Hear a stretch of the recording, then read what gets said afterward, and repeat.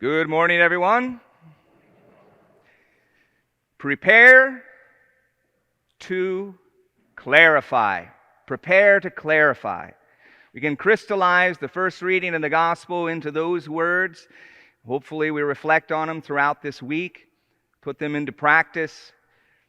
Before I unfold that, I just want to say publicly thanks to the bishop. He came on Wednesday and he confirmed 19 of our students, so 11 from the PSR program and 8 from our grade school.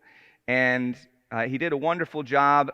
He works all day long, and then he takes maybe an hour for a little bit of something to eat and then rest. And then, especially during confirmation season, then he gets in the car. He drove up here 50 minutes.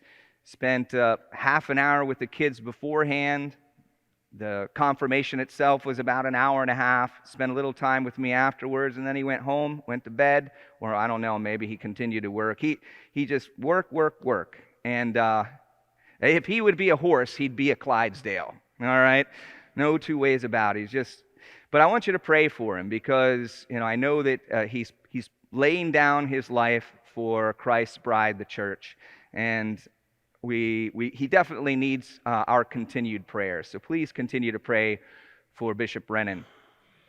Now, when we're talking about preparing to clarify, we see in the gospel Jesus promises. He promises that he will send the advocate. And what will the advocate do? The advocate will remind you of everything that I've told you, that he'll unfold the truth. And we see that illustrated in a profound way in the first reading. It's the first ecumenical council, the Council of Jerusalem. And who was there? It was the apostles. So it was Peter and the apostles in union with him. And so we see that the Holy Spirit speaks. It was right from the Scriptures. And it clarified. There's all these things from the Jewish tradition. A lot of inspired scriptures, laws of Moses. Well, what's confirmed in the power of the power of the Holy Spirit? What is confirmed? The revelation of Jesus Christ. We see that happens in a profound way when the bishops gather in union with the Holy Father. And that has unfolded for 2,000 years. You want a clarification of what Jesus told his apostles in private? You want a clarification of which scriptures are inspired? You want a clarification of, the unfolding of the revelation of Jesus Christ? Then we can look to the teachings of the church. It's right there in the scriptures. So prepare to clarify. If we want clarification of the revelation of Jesus Christ, we go to the church, his bride, and how he promised that the Holy Spirit would work through her. And we see that. We see the teachings are consistent with reason, and they're clarified and unfolded in a deeper and elevated way in the faith. Now, that can be helpful for us in a number of ways, but it goes beyond that because the power of the Holy Spirit is in you and in me through our baptism and confirmation. And it's going to be daily. We're going to be, well, Lord, this is going on in my life now. What do you want me to do? How do you want me to do it?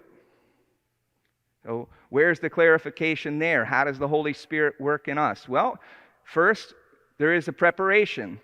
We have to pray. Before that, we have to reflect.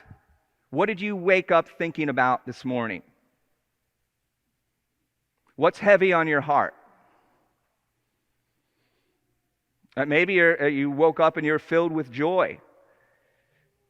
And maybe that's what you need to talk to the Lord about. Whatever it is, that's the first part of preparation. And then the second part is actually talking to him. Lord, what do you want me to do about this? How do you want me to do it? And then the third part is listening. And maybe sometimes that's the hardest part. And God will speak to you. I talk to the young people over at the grade school all the time, trying to drill this into their head. God will speak to you. But the way that he speaks, he doesn't speak in a loud voice, in a thunderbolt. Sometimes he can speak to us in circumstance. Sometimes he can speak to us through our loved ones. Sometimes we'll be listening and there'll be a thought that is completely different than what we were thinking. Sometimes we'll hear a song. I shared with you before, being on that Cursillo retreat, getting up, going to communion, hadn't really thought about the priesthood before, but here I am was playing, and that was the first time I thought, are you calling me to the priesthood? He can speak to us through that. He speaks to us, he could give you an image. I remember maybe it was 4 years into my priesthood, and I was with a bunch of young people, and we were trying to teach them to pray in this way. And one of the things I told them, so you go and you clear your mind. You can erase well, it depends on how old you are, the blackboard in your mind or the whiteboard in your mind. All right, so either way, go ahead and erase, clear your mind, erase the board, ask him that question and listen. Maybe that thought will come. Maybe a song will come. Maybe an image.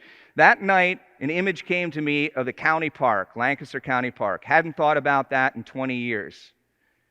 And so I thought, maybe this is just, something that just came into my mind. So I erased the blackboard again, and I listened, and that image came again. And so I was like, okay, Lord, what are you trying to tell me through this? And immediately it was almost like I was floating, and I just kind of envisioned following the road, and it rounded the corner. Immediately the vision turned to winter, and I saw the pond on the far end. This was a pond that a bunch of us used to hockey skate on, and it just all of a sudden the memories just started flowing of the fun that we had playing hockey. And we would always, if you scored and the puck came out of the net and you kind of wanted to stick it to them a little bit, you'd come back with the puck and you just put it back in the net, to rib them a little bit. And that really was the sign that the gloves were coming off. Now, we weren't punching each other, but gloves came off and you're trying to wrestle a person, get them down on the ice. If you did, you win. It was guys being guys. And it was so much fun, and I realized what God was telling me. See, those first 4 years of priesthood, it's so intense, and I think there was a certain balance in my life. I was still going to confession, my spiritual director, talking to my family, taking some vacation, but I really wasn't taking time with my friends. So a faithful friend is a sturdy shelter, and the one who finds one finds a treasure. And if we have balance in our life, we have time to talk to our friends and to have that fellowship. And I knew right then and there, that's what he was telling me. And out of that prayer, we went on vacation, as we always did, and that was the thing. We spent a week together, and it was so rejuvenating, all that fellowship, encouragement. What are your struggles in the priesthood? Well, these are mine. It's like, well, what? And it just encouraged, and we moved each other forward. And then we didn't talk to each other for a whole another year until it was time for vacation. Out of that prayer came a discussion, and out of that discussion, we started calling each other every single week and keeping each other accountable. Are you praying? Are you going to your spiritual director? When's the last time you went to confession? Hey, tell me a grace moment in your life. And that lifted all of us, and it moved us forward. He answers our prayers. Now, when we hear the song, or we get the vision, or we hear a thought when we're listening, it does have to be consistent with reason and with the teachings of the church. I remember at my last parish, at Our Lady of Peace, there was this little guy, Brady. He had a sister, so he was third grade that time. She was in first grade. They were running around the house, and was at a point where she gave him a push, and he fell, and he broke his index finger. His right hand. He's right-handed.